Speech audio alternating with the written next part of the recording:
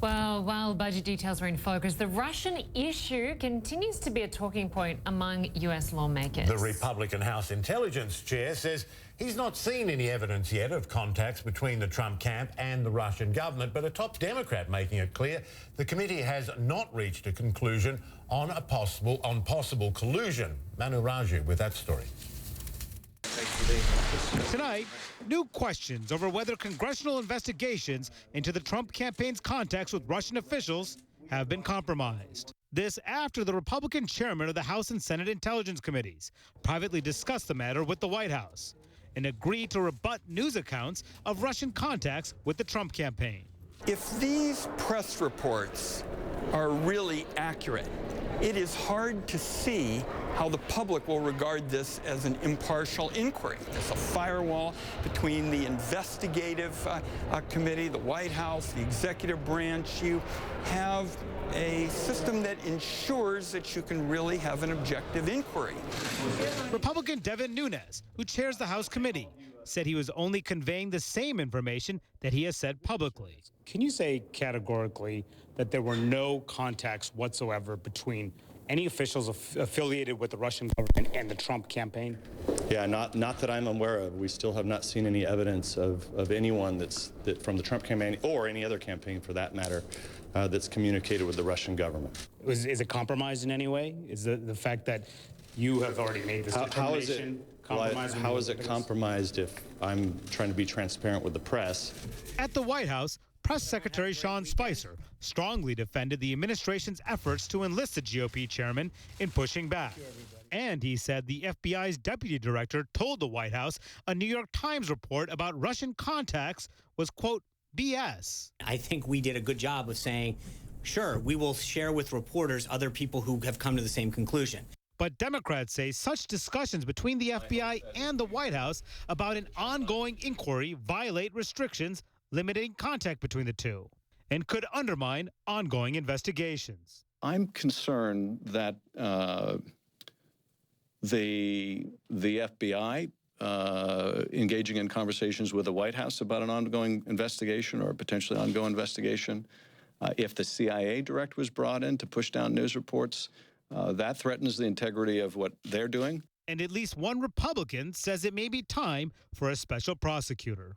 You're going to need to use the special prosecutor's statute and office to take, not just to recuse, you can't just give it to your deputy, that's another political appointee.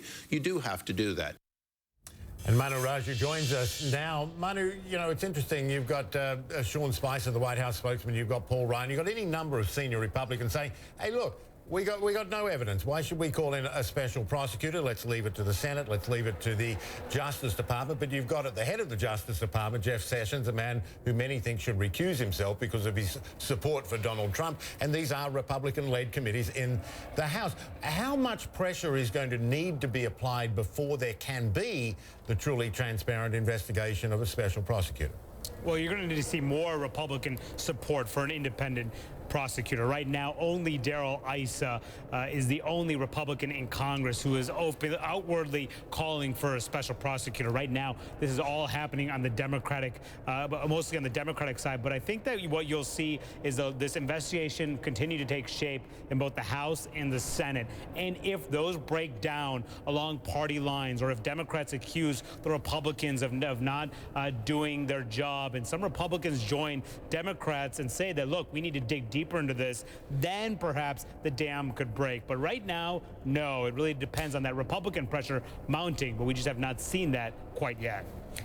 Manu, earlier today, President Trump said he hadn't called Russia in 10 years. We know for a fact that's not true. He spoke to the Russian leader a few weeks ago. He went to Moscow a few years ago for a Miss Universe event.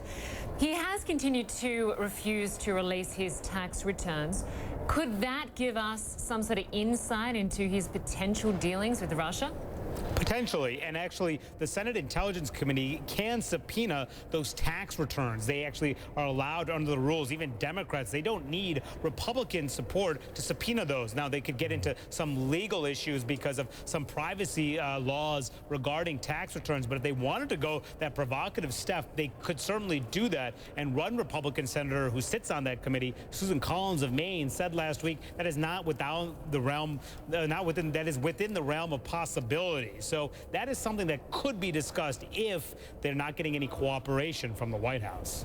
Yeah, interesting days, Manu. Certainly is. Good reporting by you, Manu. Thanks very much for joining us. Thank you.